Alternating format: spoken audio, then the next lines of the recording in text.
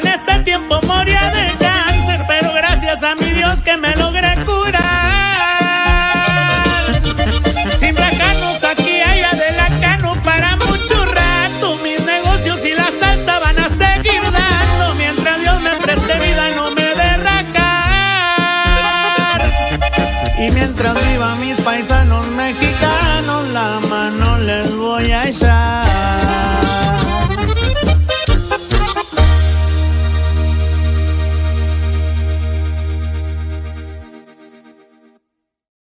The comments. Go ahead.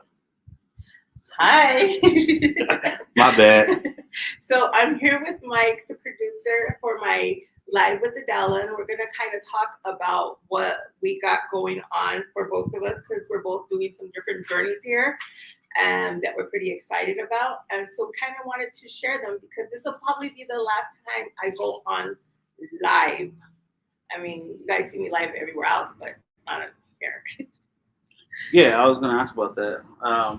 Could you elaborate your lives? Because you're on TikTok, right? Yes, I do TikTok live. You guys can find me under Salsa Queen, Adela. Just like all the other kids. She's live on TikTok. But I'm the cute one. No, but so yeah, so what we're gonna be doing is let's talk about you first because me takes longer. Okay. So what do you got going on? Because you guys are having all kinds of new things pop up. Well, first and foremost, excuse me not looking at the camera real quick because I'm trying to share the live everywhere. But I can walk and chew them at the same time. That's a lie. I saw that be flipped over the last time. I did. I stubbed my toes in a boot for 3 weeks. You know what? We have been trying to work to build a network and build it bigger. There's a lot of people that enjoy different platforms, different type of podcast talking, whether it's anything and everything, whether it's lowriders, whether it's businesses, mini trucks. Everybody has some sort of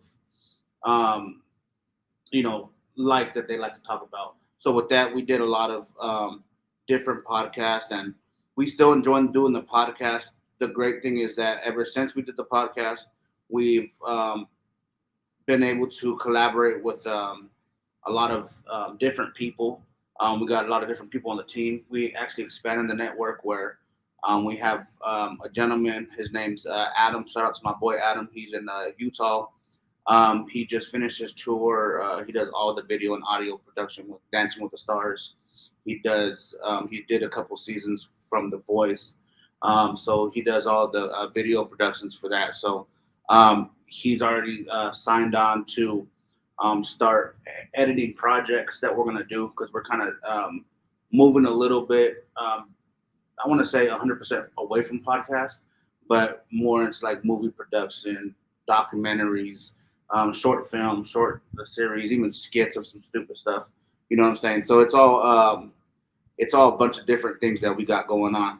So with that, we started talking to some folks in Texas about they have it's called a Texas Showdown or something, which is they have I think 10 to 20,000 people in the big old thing. So start doing broadcasting lives, just everything production company does. The thing with that is everything moves so fast. Now we're trying to pick it together because they're still building equipment, learning this and that. Because initially when we started, it was like, hey, cool, we're doing it. And my background is audio. So the audio production is dope. When it comes to video, well, that never was my thing. I can't even take a good selfie. You know what I'm saying? I can. Let her know. I'm just kidding. So watch. Just kidding.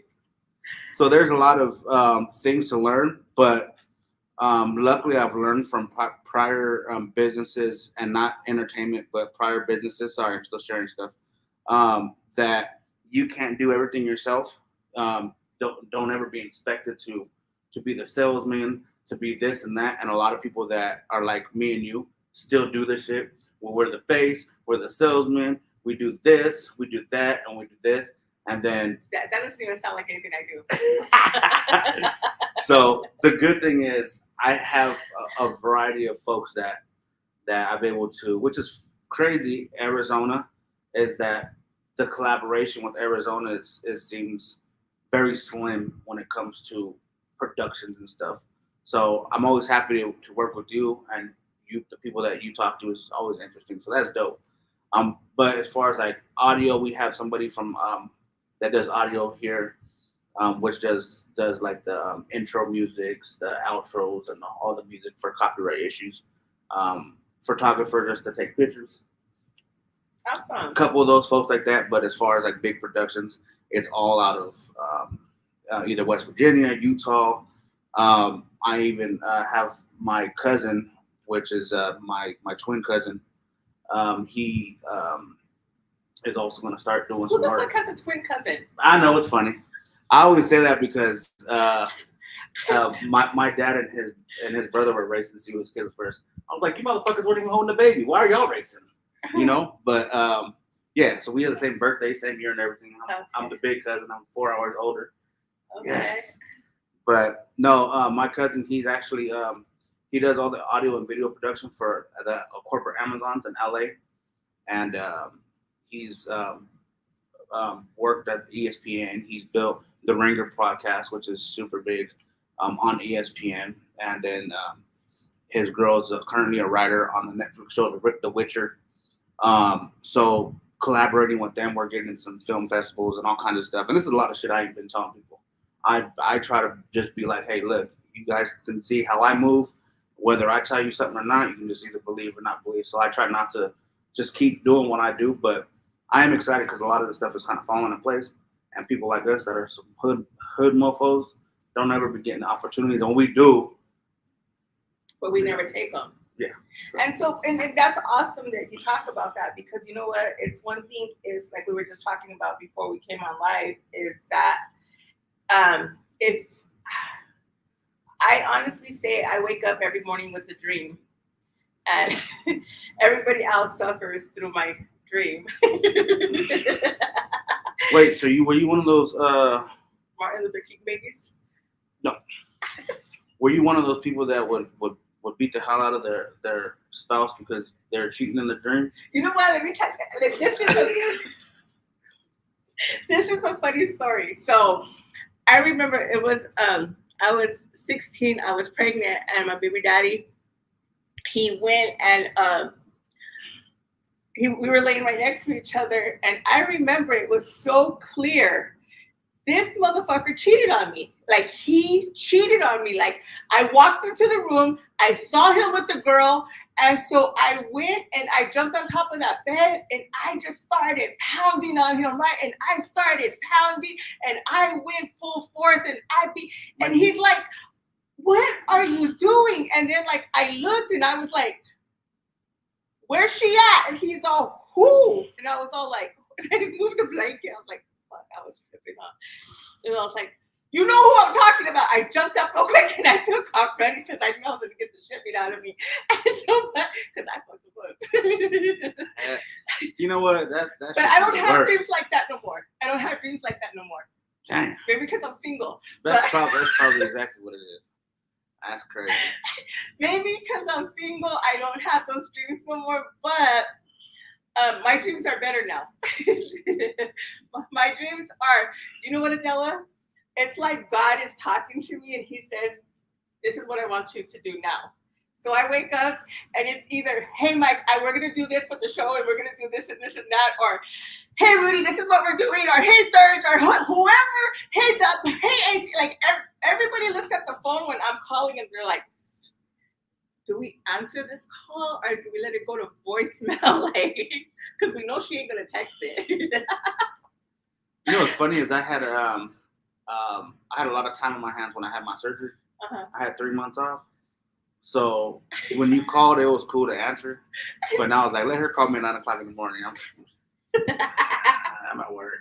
But the thing is now it's like the stuff that I have going on, it's for the community. It's for the people. So like a lot of the doctors that the doctors that I brought on, it's because some people don't understand their health issues. They don't understand what's going on.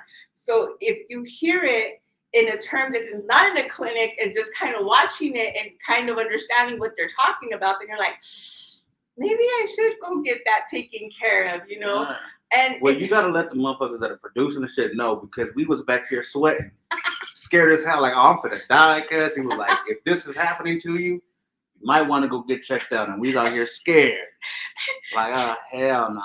But it's so funny though, because it's like those are true things. And I do it for the community, because even with all these, like, so when I brought on the plastic surgeon, Dr. Tarabi, I wanted girls to understand, like, yes, Mexico is cheaper, and yes, a lot of girls get lucky, they go out there and they get the work done. But when they come back, like, I saw this girl, her thing was open, like her jelly shit was coming out of her boob, and it was, her boob was completely green. And it was so nasty. She had a green boob, like the Hulk. She got infected. What happened was they left some stuff inside of her boob that wasn't a part of the surgery. What was it, media? It was. It was like hot, and it got rotten in there. So when he started pulling it out, it's just nasty. Yeah. I mean, it's just some. And so one of the things, and then it was like all these girls that get botched because they're going so far away to get the shit done, and then they can't even go back there to get it refixed, because they're like, you're done. Like, we did you, you're done, you're gone. You know what I mean? Yeah. We're gone with that shit. And so they come over here and they look for him. So these are just things that I try to do for the community, because me being in the healthcare, so I do marketing for a lot of specialty doctors. And so because of the fact I see all the people that are going in, the problems that they're having, the issues, like people that are diabetic who don't take care of their diabetes, and they start having to get their toes amputated, their hand, because they didn't want to take care of themselves when they were supposed to. They weren't getting those checkups. So like, to me, it's like when I have to sit there with the doctor and like try to, like, their toes freaking green. And I'm like, how do you, like, why would you let that happen? You know what I mean? I'm ready for my blade leg. No, I'm just kidding. That's not funny.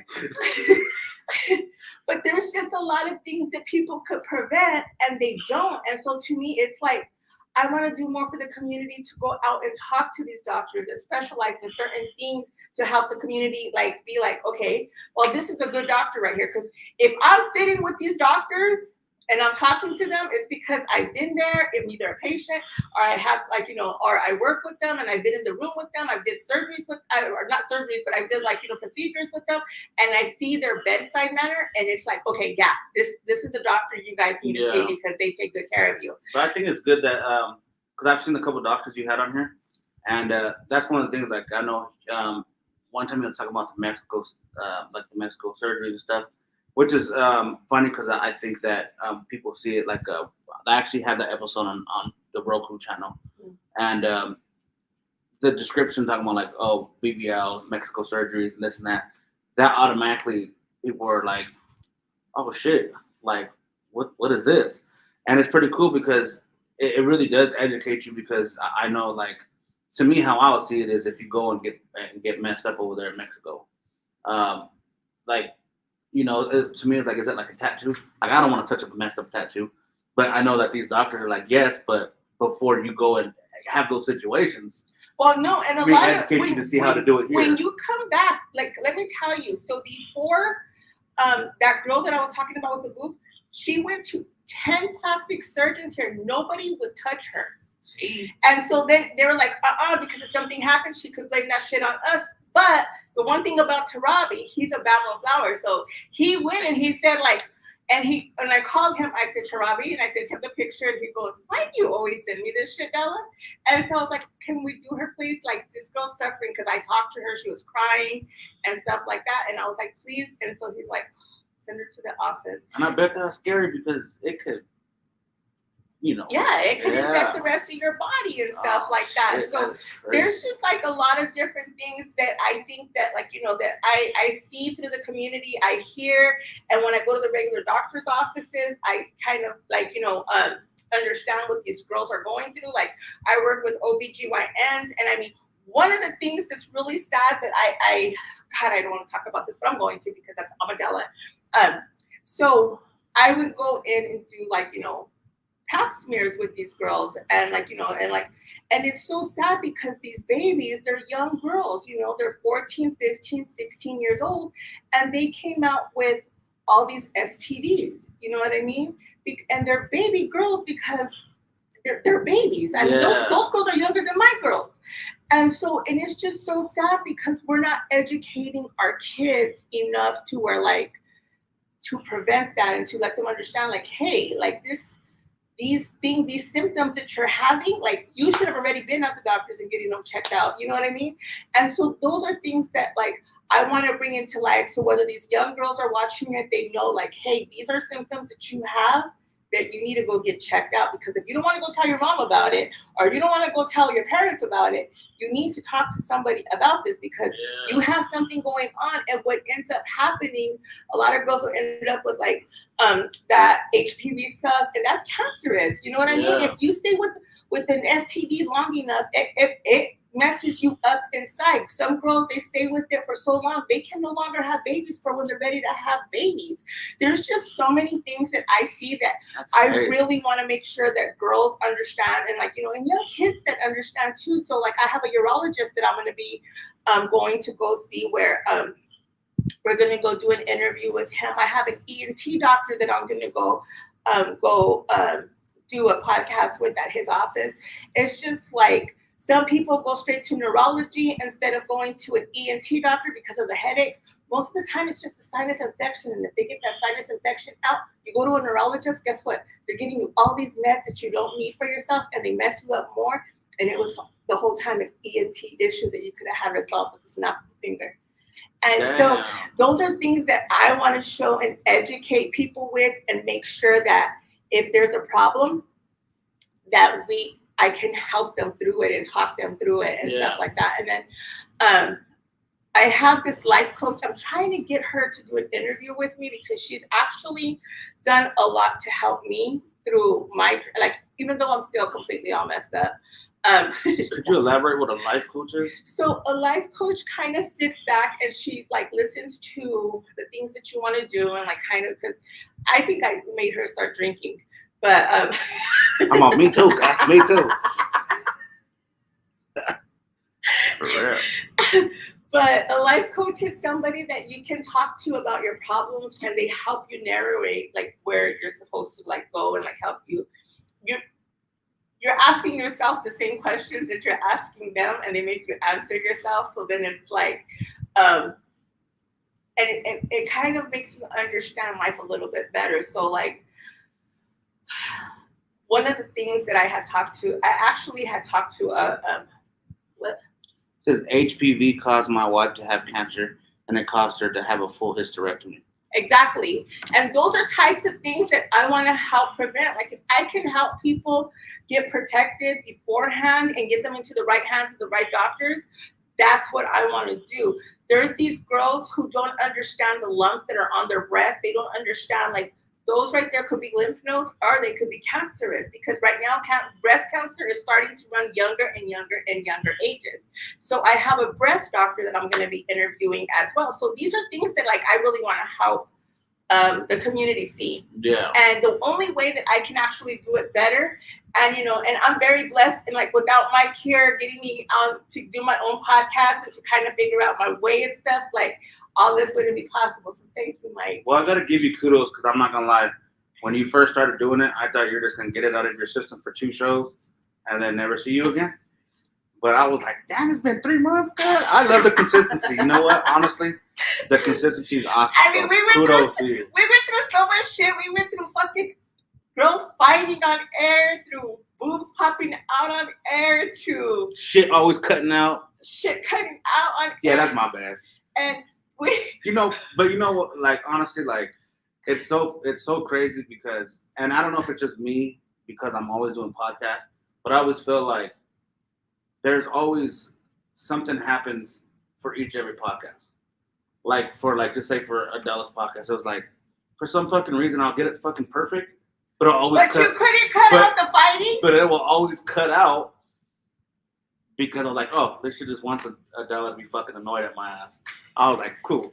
And then with like, you know, other ones, it's like something always happens and it's always the same shit for each other podcast. So I don't ever know, like, is it a fucking timing issue or whatnot? But at the end of the day, we're just gonna have to continue to try to get it better. But I was gonna ask that. I know you're talking about interviewing the doctors, but is there going to be also more of a deep dive, maybe of like, because you're going to be on location? So besides like the talk, what else are we going to kind of be seeing? You're going to be seeing their offices, and hopefully, like, you know, and a lot of them, like, they're going to talk about like show their offices, what they do in their clinics, what different procedures can be done. We can't really go into procedure part, and maybe we can, because Dr. Tarabi, he'd be cool like that, because we actually did a video when I had some lymph nodes or lymphomas in my spine. And so that's the one that we were talking about. So that time, like, he numbed me from my like back down, and he cut me open. And when he cut me open, I was videotaping the whole thing, and he was pulling them out, and they looked like these big old long worms coming out of my freaking back. It was disgusting. But I have the whole videos of it. And I'm glad you never showed me. And then what the cool part was like, I had my ex's name on my lower back, and he cut that shit completely out and sewed it so it looked like I never had nothing there in my life. For real? He did that shit. I was like cut out for life, never there. So you had a husband tramp stamp? I had a tramp stamp. Damn. And that shit got cut the fuck out, like fucking a G right there. Like, with like, okay, so there's some people, like, for instance, myself. There's been people. You get cut out? No. Get my knife. There's people like me that been. When I was young, I was afraid of shots, needles, and all that good stuff. When I got older, I got my back problem. I had my back disease. So, like 2 years ago, for 2 months, every day, I was getting 4 shots in my back, Monday through Friday. Right. And that shit made me be like, okay with it. But you're talking about, yeah, they were cutting and I was recording. Like, when the fuck did you feel that you were comfortable just to, like, has it ever bothered you to do that type of stuff? Well, because I'd be scared as hell. Like, they finna. So have you ever been like this right when they get close to you? I do that with needles. Like, I do that with needles, but let me tell you but usually I'm asleep, because because he did my double mastectomy. So when I had the cancer, he did my double mastectomy. You know what that is, right? No. So a double mastectomy is cutting out all of your boob and restoring it. So this way you don't ever catch cancer. And so because I had I had the lumps and stuff, like the cancer part. So at that time, I was beyond way bigger breasted than what I am now. So he went and he had to take everything out, because I'm a BRCA B whatever, I have cancer in my system, because my mom died at 37 of breast cancer, and her whole family, my mom's sisters, nobody lived over the age of 50 from breast cancer. And so all of her sisters died. So like the whole family was like, okay, so a lot of my cousins ended up I ended up with this. So then it was like, I was thinking I was just gonna fucking die. You know what I mean? But yeah, that shit was scared the hell out of me. So at that time, but I saw all of the stuff that my mom went through, the whole chemo, the radiation, and she went down to weighing like 80 pounds, and like how she was completely like cut her body up completely. And I remember when I first found out I had it, I was like, I'm not going through what my mom went through, because I was 11 years old. I was 10 years old when my mom died. Oh, and so from the age of 5 all the way up, I just remember her going through all these surgeries, getting one boob taken out, the other boob taken out, like her hair falling out, her not being able to walk, her just being all bones. Like it was such a horrible sight to see the person that you love go through that. And so I remember I was like, I'm not going to go through that. If God wants me, he's going to fucking take me the way I am, and I'm going to be like this, because I'm not going through radiation. I'm not going through all this stuff. So the doctors that I was working through at the time, they're like, you're going to go and get a double mastectomy. You're getting it. No, I'm not fucking getting that. And like, we fought, and I cried, and I fought. And at the time I was married myself, said like, you need to go get this taken care of. And so I was like, the only way I'm going to do it is if I'm getting boobs in right away, because if I'm not, I'm going to die complete. I'm not getting all cut. I'm not going through what my mom went through. You say you're going to die complete? Oh, hell no. I told you why I wasn't getting my shit done to my head, right? Because I didn't want to cut my hair. Oh no. So it really is. What is it called? Beauty is what is it? Petty? Or what did you call me? Beauty is pain. Shallow. Damn. Damn. I'm just sorry because you know what? Like, the way I see it, God is the most powerful person in this world. And if he's going to take me, he's going to take me. Like, you know, it doesn't matter how I look, he's going to take me. The upper room. And so, so when I went through that, they had to use my whatever fat that I had in my abdomen, and they had to put it. They had to get that fat and put it inside my because they took everything out of there, and they had to re-put like fat in there in order to put the implants on top of it. So they completely cut my stomach all the way across, from one side to the other to get whatever fat I had because I wasn't that fat back then either. And so, and then they had to put it all in there. Well, because of the fact that I was so big-breasted and they had to go down, I went through, I think it was a total of 9 surgeries that I had to go through for my breast. And then every time I had a surgery, I had caught an infection because my body was rejecting all the iodine, the seizure, like the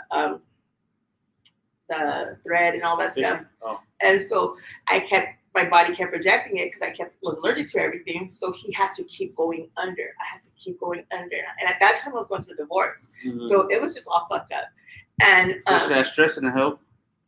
Mm-hmm. And so it went, and I mean, and it was crazy because even after the last surgery, I threw blows with, like, I had just had surgery, and the next day I threw blows with my ex because we were fighting. We came over here and started drama, and I remember we went full force, and it looked like it was crazy. It was a crazy time for me. So let me stop you there. Are you telling me you have thigh breast? Huh? So you have thigh breast? What the fuck is thigh breast? You said they took stuff out of your stomach and your thigh a little bit to put the stuff on it. That's stomach breast. So you got stomach breast? Damn. I'm like a transformer. Damn, that's crazy. And David said my wife got down to 67 pounds with her cancer, and she just decided to quit the chemo and radiation and just smoke pot. Thank you. But you know what?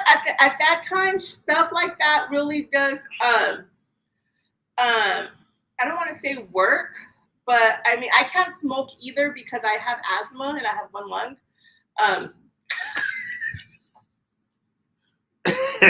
Oh, hell no. I didn't know you went through that. Yeah. So sorry to hear that. Yeah.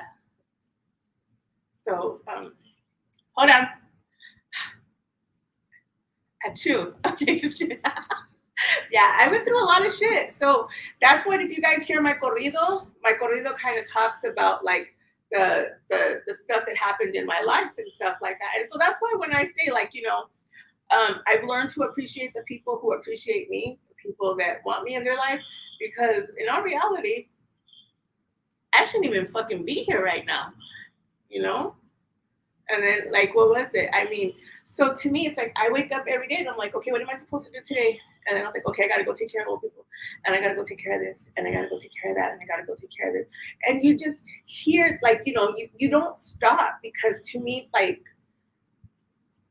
you can lay on your ass, you can be on your phone, you can sit there and go party, you can go do all this stuff. But why? Why are you going to, like, to me, that's giving up on life. You know, God keeps giving me chance after, like, I've went skydiving about, 12 times yet, and I still live off of every fucking skydive. You went 12 times?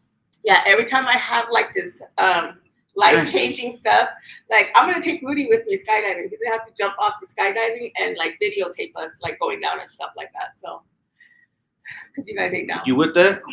Yeah, okay. I'm too big for that shit. You know how fast I'll fall? And plus, every pound you get heavier. The bigger you are, the slower you fall, bro. You catch fire. David, are you guys here in the valley? I don't believe so. They're not. Resilience is amazing. You are really showing that there is no limits. Thank you, Cheryl. You are amazing from the shows I've watched. Thank you. That's good. And Shoot. and so one of the biggest things is like, as every time that I go through this like life changing experience or making it through something else or like just being able to pull up, it's like I always figure out of a new way to help people.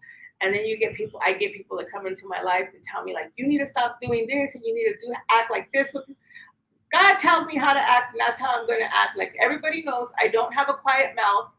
I stand up for what's right, and and sometimes I stand up for shit that I think it's right at that time, and then afterwards I'm like, I should have just kept my mouth shut for that one, but and I paddle back. But I do try to stick up for my senior living. I stick up for my cancer patients, and I stick up for my babies. And this journey that I'm doing now, I want to continue doing that. Like I have, everybody knows I have my salsa business, and with my salsa sales, I try to take care of people who are in need and who are struggling and who are having it hard. And if I can give out a helping hand, I try to do it. And then I have my marketing business that I have, my consulting business, and that's going off the chain. And then with this new journey that Mike helped me get onto, right? And so with the consulting business, that has been taking off. So now colliding with the consulting business now, I have Tribal Photography who does my videos and my pictures to help me fulfill my dreams. So I got God keeps putting the right people in my path every step of the way. And he doesn't stop. I was very blessed when Corey started helping me out with the salsa and stuff, but his life got really busy. So it's like, then I had the next people come in and help me, then the Logistics Maricopa, and then I have all these great Reyes. I have all these great people that jump in and help me through, oh, look at them right there. Los Reyes jump in and they help me out with stuff. And let me tell you, I have a great support team. I have my friend Henry Gabb that do all my paperwork from my salsa business. I have my friend Renee. I have so many freaking amazing people that God puts in my path to make sure that what he wants me to fulfill in this life gets done. And it's only getting better. My body's not getting better, but everything else around me, it's going good. You know what I mean? Yeah. So what do you see yourself in by the end of this year going into 2025? What do you have any plans? I see myself with a stroke or a heart attack or Well, all we can do is hope not. Right. I won't die though. It'll just be okay, now she needs to lay down in bed for about a week. Yeah. That's great. No, I'm just kidding with that. My body doesn't go down like that. It doesn't go up. So either. we know. We don't ever know. No, but I'm just kidding about that. I want to say, in 6 months, I'm hoping to be in Bora Bora for one. Damn. Yeah, to me, you put in so much good. So much good is you're gonna get back. And I just met Deb from Chicana Strong, and we're gonna collaborate with creating the January event. So if you guys went to my launch event last January, that was pretty dope. I had some of the best car clubs that came out to show some love, and without Larry and the Logistics Maricopa and Frank and Miro and all them putting it all together, it was they did such an amazing job. I can't get enough of that. I can't wait to start working with them on this project. But that we're gonna have the bikers lift the trucks. It's gonna be a huge ass event. And then I have 3 galas that I'm planning for the doctors that are coming up as well. That I'm so my life is pretty busy. yesterday, like I was having some neck issues and I was thinking about getting married just so they could massage my neck. But then I was like, fuck, they're gonna talk to me that whole time. So then I'm just gonna go to the hospital. Yeah, better get to the neck massager. Nah. You know what? I think that when you're talking about the doctor stuff, I think that's I like that. I like that because, like I said, from what I've seen from the couple of doctors you had on, a lot of it was interesting, and those are timeless conversations that you can see in 3 years and they'll still be relevant. Right. Versus, like, to say we talked about an event, oh, we have an event next week, but no one wants to hear about an event 3 years down the line.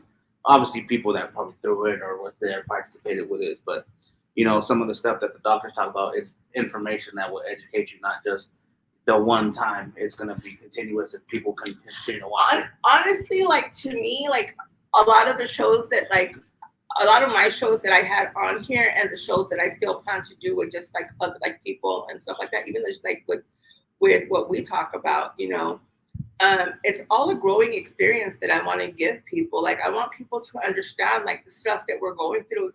It's not just you that's going through it. Like the breakups, the cheating, the like. Everybody goes through that. Everybody that people are sick. Guess what? You get past it. We sit and we like, poor me, poor me, poor me. Guess what?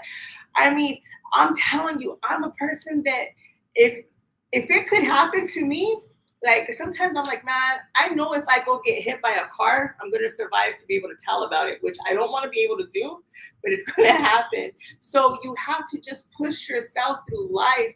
And if you think it, don't let anybody talk you out of it. So as soon as I think of a plan or I think of what I want or thinking of a great idea, I'm already calling 10 people. Hey, we're going to do this, this, and this and that. And fuck it. If it works, boom. If it doesn't, damn it. We tried it. We did it. We made it. And people still talk about it like, God, remember you fucked that shit up? And I'm like, I know, that was fucking crazy. But which I think that's where we can fare well because I'm not gonna lie, I do the same shit. Yeah. People start talking and I move so quick, but then I was like, oh shit. I waited fucking almost a week for you to fucking make my flyer. You know what? I do so good on flyers, but again, I'm just fucking with you. Being one of those people that do all the shit, then I'm like, oh fuck, dude, I gotta make fucking 8 flyers a week. Man, after a while, like, man, fuck that. But I do it, like, matter of fact, damn, you just reminded me I'll send out a flyer. Thanks. But it is, it's. But the thing is that's what I'm saying though. So like my podcast, the first podcast I did, I want to say that one right there, like we were going in with a great topic, great, like everything was supposed to be great about that. But we drank a whole bottle of tequila, and before the podcast even started. Yeah, and then when you left, you said you guys can have the rest, and it was a spit of the tequila. I was like, oh no, the fuck she did it. It was this much. But talking about you can have the rest anyways. But moral of the story, it was going to be a great topic, and it just, I mean, everybody else loved it because it was nothing but chaos and craziness. But it was a good topic. Yeah, that girl was showing her ass that night, literally. Oh. Anyways. And then we had the ones with all the women who have their own businesses, where it was like Carolina, Veronica, and my friend Sabrina, the strong ass women who created businesses and empires for themselves. That it's just like crazy to see. And then there was my cousins, talking about how we need to talk to our kids to protect them from like predators, predators that live in your family, people who come into your house and they act cool, they're cool, but can't leave them around your kids because you never know what is going to come about. And then the cheater part, and then Los Reyes, when they came through talking about like, the great activities that they do with their lowriders and stuff like that. And then we had when my boy Felix came on, we were talking about like how guys look at women that go to these clubs and stuff like that. You know what I mean? Like, you can't find love in the club. Yeah. I mean, you find toxicity and like, you might find the love there, but it's going to be about like, I mean, you're going to like probably go 5 years of drama.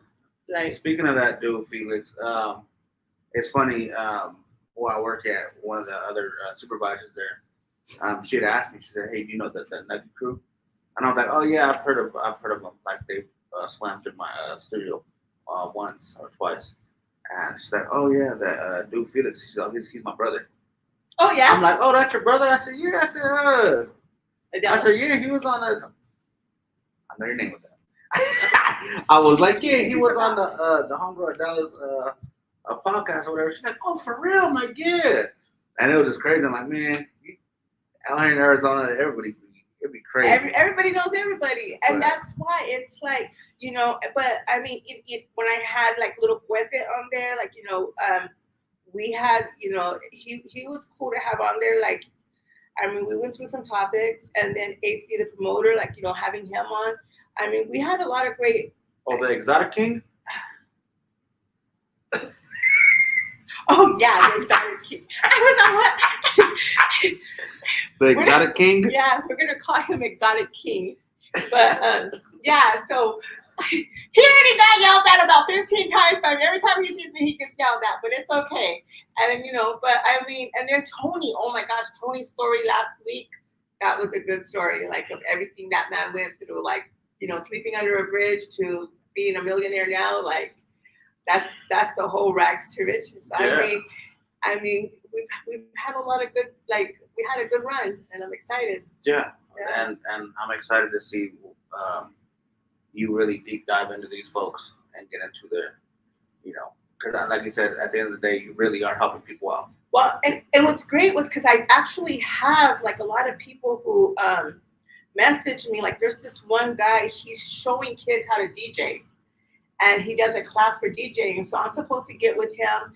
He wants to do a whole class, and he wants to do a podcast with me, talking about how getting out the kids off the street to do DJing and stuff, and he gives them classes and stuff, which I thought was amazing and That's cool. And then Definitely. and then we have that Carbajal fight coming up on the 30th. He's supposed to be fighting as well, and the great stuff that his gym does for the kids, that was pretty dope. And I mean, there's been a lot of good topics, a lot of great shows that, I mean, I'm very happy to say that I think we killed it with those, just helping out. Even if it just helps out one person, that's all that matters in my life. It's just making sure that we're able to save one person, put one person, a smile on somebody's face, or just, You never know that, you never know who you help out. And you never know who's listening. You never know anything. So.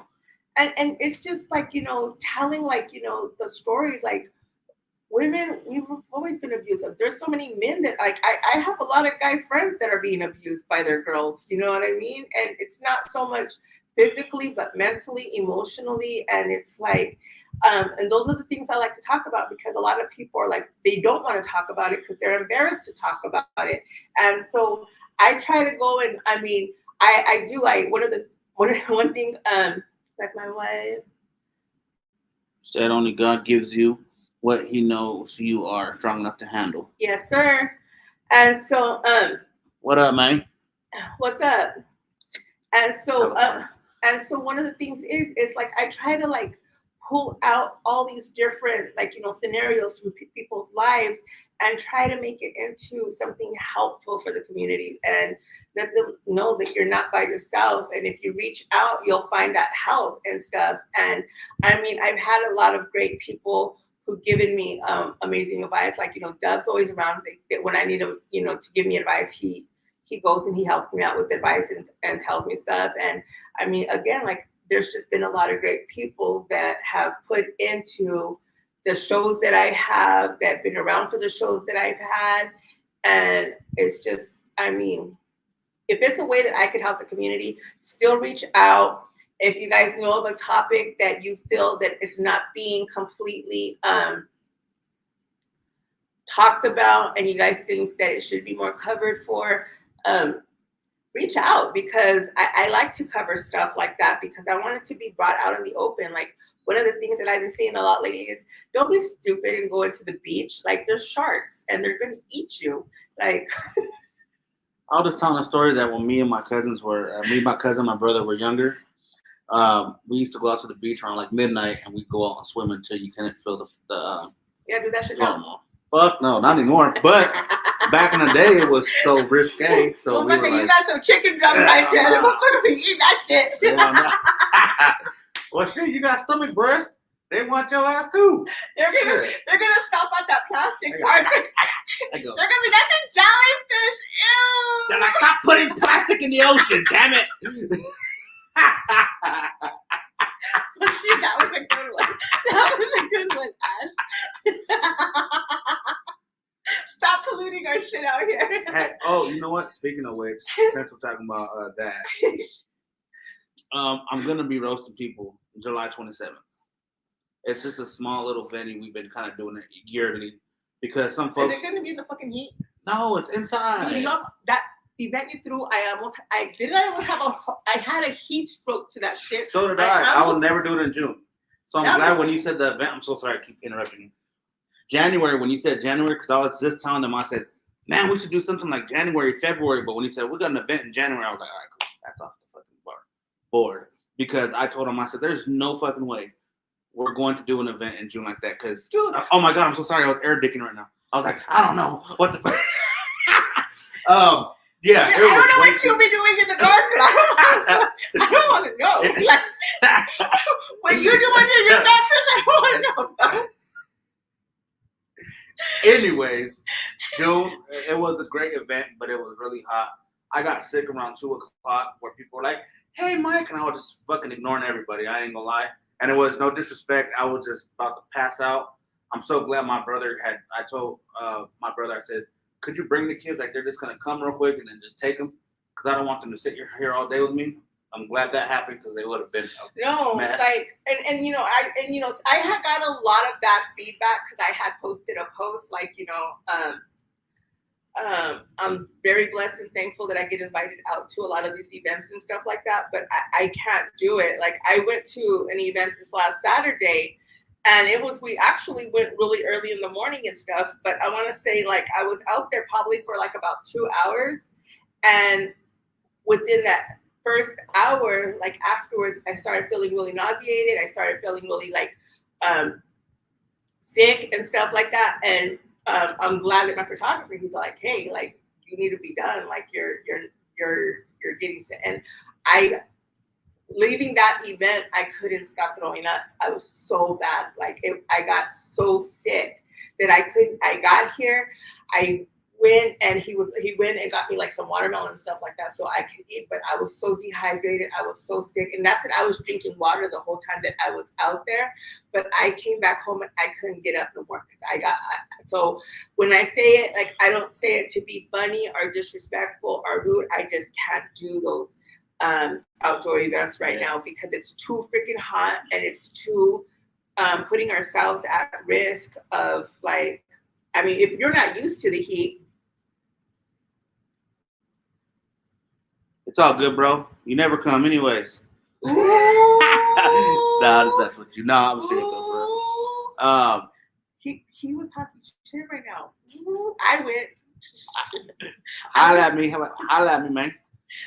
No, you know what? For those that do have events outside though in the heat, if you are gonna do them, because we thought we were being smart. We're like, hey, look, all these ice chests have water, but that's just the same thing like cars. Like, you can put water in that shit, it will get hot. You need antifreeze for the radiator. So I was like, man, what I was thinking afterwards was like, fuck, if I would have thought more, I would have got all those frozen Pedialites and put them in the deep freezer all night and start passing them out, with some dry ice. Because if you just really the electrolytes, Pedialyte, Gatorade, because I was drinking water all that day, that shit did not help. But even like right now, you could literally be outside. When it hits by the next 2 weeks, it's going to be hitting like about 114 and all that stuff. Even at nighttime, you can't even be outside. It's still too hot at night. And it's like, don't put yourselves in a bad situation. You know what I mean? If you're taking kids out, be really careful because the dehydration shit, that shit's real. Like, yesterday, I went to the ER, and I wasn't going to bring that up, but the only reason why I'm bringing it up, because right now there's a really huge virus, because I'm always on some shit to talk about health shit, right? So I went and I asked them, and they thought that I was being bougie, which I wasn't, because I was like, can I be separated from all these people? Because they're here for like, because everybody there was. You know how fucking bougie that sounds? But anyways, I'm sorry. Keep going. I told them like I need to be separated because all these people are sick, they're vomiting, and they have like all kinds of other stuff. My neck just really hurts really bad, and I need an injection or two. But like I can't be sitting with them. Oh my god, that's crazy. But they did take me back. Did they? Oh yeah, no. But yeah, so right now there's like a stomach virus that is causing all kinds of stuff. So you guys just know, just keep yourself hydrated, keep yourself drinking all kinds of like stuff because there's something going around that's really bad right now. And it's putting everybody into the hospital. So watch out with that shit. But yeah, I mean, besides that part right there, I mean, I'm usually not like that. Yeah, but it's hot, bro. Yeah. Like that was a gamble for us. Like, all right, let's see if we get one more good day. Can't win them all. But it was dope. It was So your comedy shit, tell me that's inside. Yes, that's an inside event. Is there going to be AC? Yes. Not the promoter, but there's going to be AC. Yes. It's with air conditioning. Yes. It's a small venue. Okay, you said small. That means it's a small venue. That means they're going to suck up the AC like I can't be there. Yes, there's going to be a lot of hot breaths. So there we have about 50. We have about hot 50 breath, seats. hot breath, hot everything. Yes, people are gonna be upset. No, but last year, me and Rizzy, we did some stand up outside. Actually, we did it at downtown. But this year it's gonna be inside a venue, and we're gonna have some dope ass comedians in that joint, and then we'll do our some stand up live shit.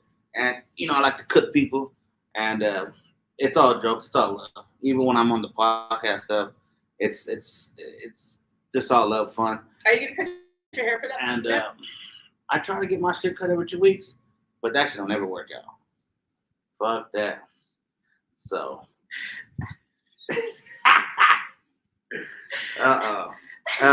make sure if you do come, that don't sit where I can see you come fucking roast your ass. Well, put the spotlight on here, please. Yes. It's gonna be on me anyway. Yeah. I'm just like you.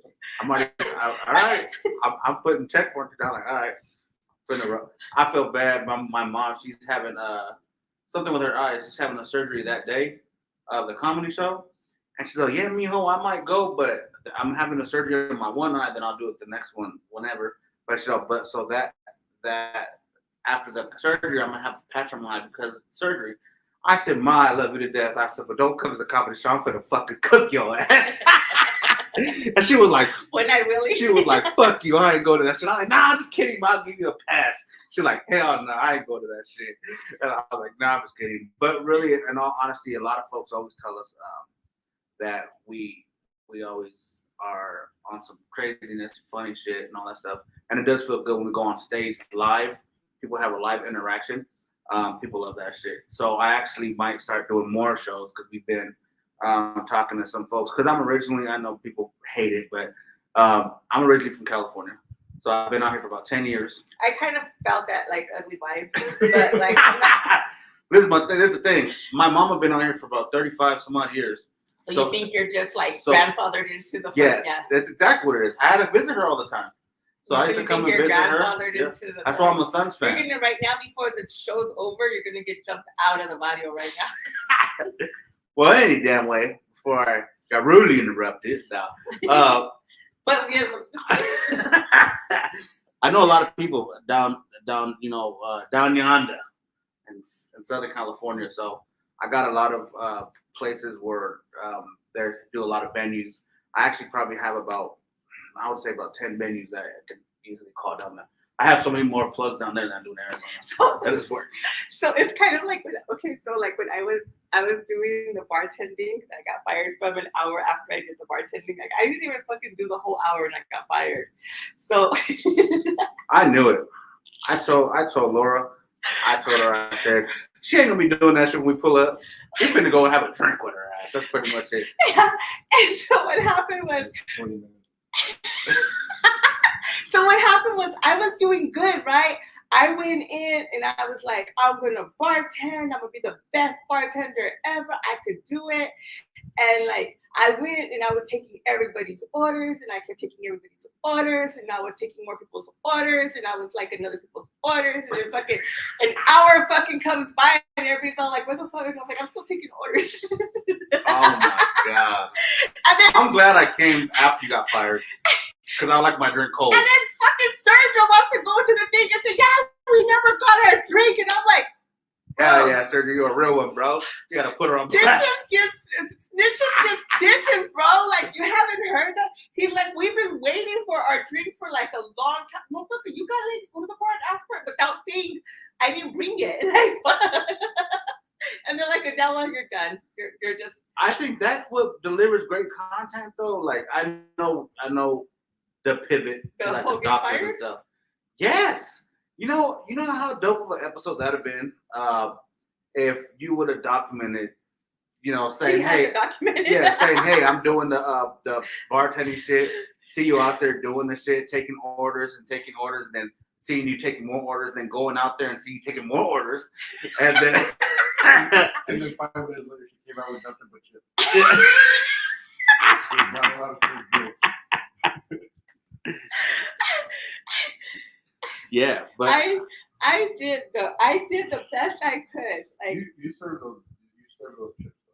I did serve those chips and salsa. Like I was like, you guys want chips and salsa? I'll be back with chips and salsa. And like I mean, it took a while for me to get those chips and salsa and bring it back. But you know what? I just suck at serving. I'm used to being served, so it's just hard. what were those shots that you were passing out? Fucking vodka. Like Was it vodka? Yeah. Well, shit, I didn't know what it was. Yeah, I didn't drink vodka. There was 3 cowards there and took their drinks. Huh? For real? Had 4 shots. Damn. I would have helped you out, brother. Shit, I was like, oh, what is this? I said, she giving us shots. I was like, I bet you it ain't what I think. It was watermelon Ciroc. Damn. Watermelon Ciroc. Oh, that makes sense. Yeah, they were good. It was good though. Yeah, for sure. I just wasn't expecting it. Yeah. But I think that was cool. Like, I the whole vibe was nice. I appreciate you, inviting us. Well, you're fat, so that's what you do. And I mean, I know we're breaking up, but I mean, breaking up is hard to do. But no, I mean, I'm again like I know we're coming to an end, but I mean, I'm very thankful. And Absolutely. I'm very thankful that you guys came into my life, and I'm very appreciative for the stuff that you guys have helped me push out to the public and making it happen with them, and just and showing me. And I'm sure that we're going to be working more together later on and stuff like that. We just gotta pull each other up. That's what you do. Is one's here. We just figure out how we can, make that shit combine. Yeah, I'll see you around. Yeah, definitely. We definitely gotta, we will collaborate. There's more to come. I think I'm excited because we've barely hit a year in the network, and so many things have happened in the year. And it originally started just for us just to have our own podcast, and that was it. But because more things keep rolling in and stuff, so I was the one that was able to start, developing and doing that, because I did it before like 10 years ago. But when I did it, it was all audio. It was called online radio. It was like 2009. Online radio. There was no video shit. It was just all online radio. So we didn't have to look pretty, or we didn't have to have no radio. Radio face or none of that shit. People didn't know who the hell I looked like. You know what I'm saying? So all this was a different change. But I think we've been going pretty decent. I mean, I'm excited because it's like I said, you guys have come a long way, and you guys are going to go only further because you guys have a goal, you guys have a vision, and you guys are very determined, and you're not going to stop with it. And I mean, we kind of all work the same. It's like, and pretty much everybody that I associate with, like, we don't stop. Mm-hmm. And right here, Mr. Rudy Sanchez, he jumped on board with me to do my projects. And I mean, he's fucking tired as hell because he's just getting a lot of work, and he's staying constantly busy. So if you guys need a photographer, like there's Rudy, he's amazing. I do loan him out time to time. And But I was about to say. I do rent him out to people, but no, he's good at what he does, and he did my video for my corrido, which was amazing. Is it out already? Done? Yeah, The video? yeah, Like the official music video done? yeah, For real? yeah, It's on YouTube? yeah. Damn! It's on The one I YouTube. seen was just a picture. Yeah, no. So now we have he finished the video. I want to say about last week. You're in it? Yeah. You trip on the beach? No, I'm just kidding. That's That's the real Adela right there. So I went and it tells a good story, and it has, like, if you understand Spanish, you'll appreciate the video. And but he did an amazing job with it, and it's like, there's just, now it's like, okay, we got to do this video, and that video. So, but one thing I'm saying is always before anything, it's always treat people with kindness, and don't ever underestimate what person comes in front of you, because that person may not look like shit, but they're the shit, and they can help you go a whole longer, way in life.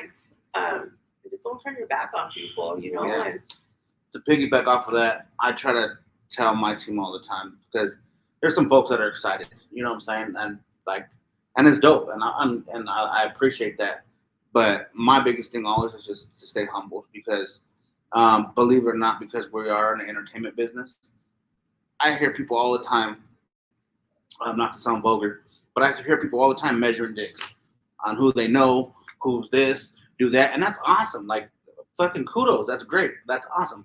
But I mean, say that shit differently. Don't make it seem like you're just, humble yourself a little bit, because I've come across a lot of people in the last couple of months where it's like, that's awesome, but I try not to. And I'm not talking about you. If you think I am. But to me, one of the things is it's like I try to express to people, and I tell people all the time, the only person I want to be better than is the person who's giving out more and taking care of more people. Like, those are the people I admire. I don't give a shit who that's famous. I don't give a shit who you work with. I don't give a shit what you do. If you ain't doing shit for your community, if you ain't helping other people out, and you ain't trying to make a difference in this world, I give two shits to know who you are. Because to me, those are the people I admire.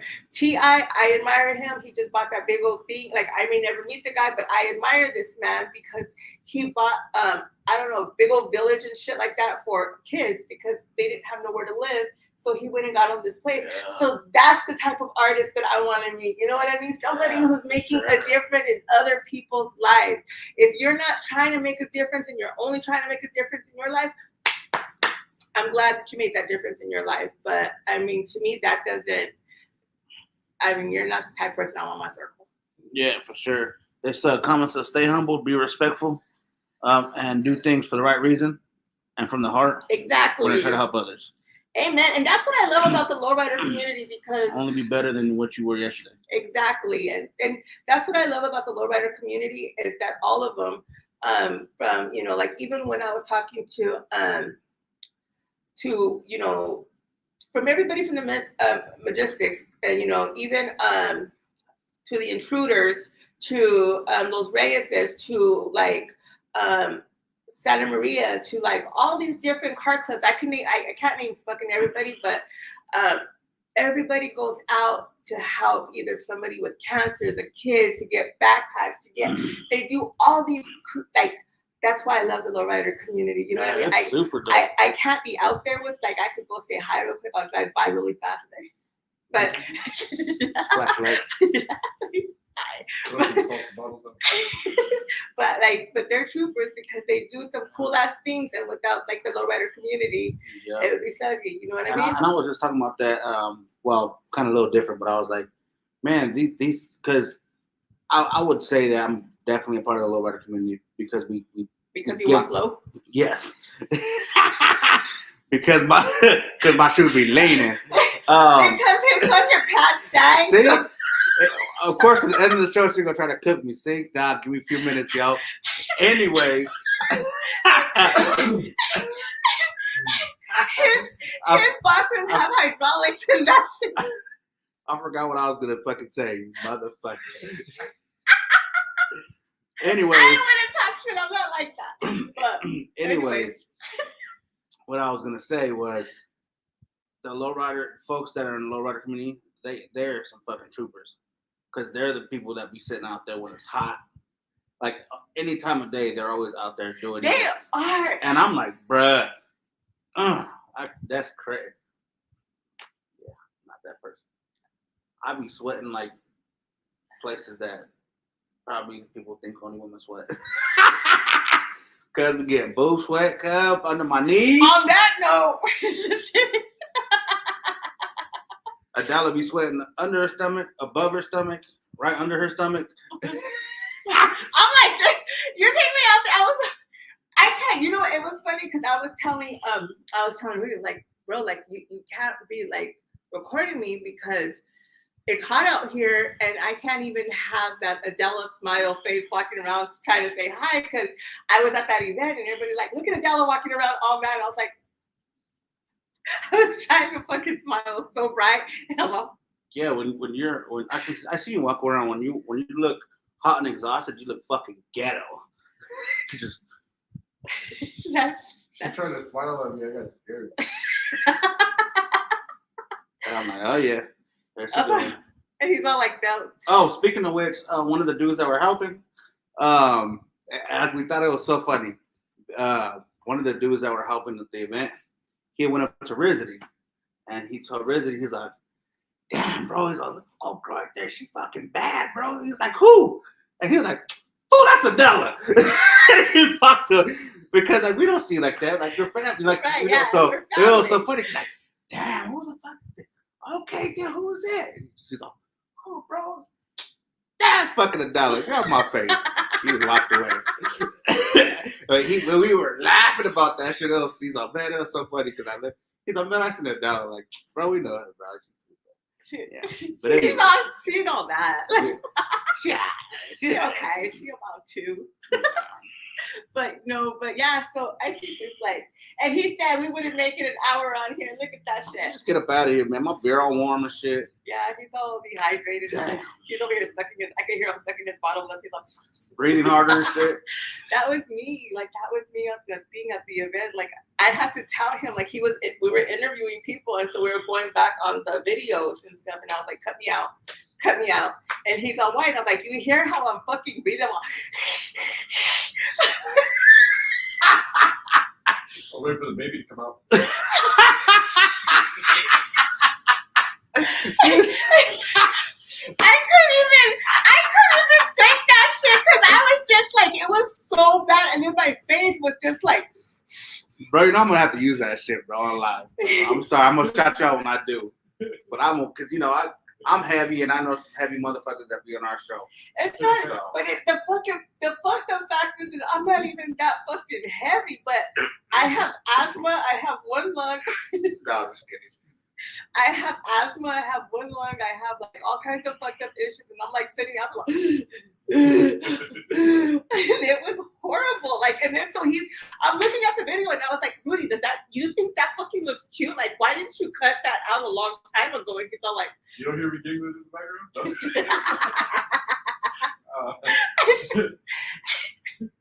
I feel one of the things that we do now, it's because he takes pictures, and it's because back in the day when I was younger, I used to model, so I would take pictures, right? And you had to like pose and stuff like that.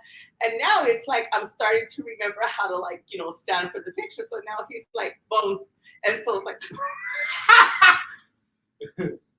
Yeah, you know what's funny is I seen the pictures when you post like that, and every time I see them, I'm like, when is she gonna let up that fart, yo? Shit, she about to fart. Because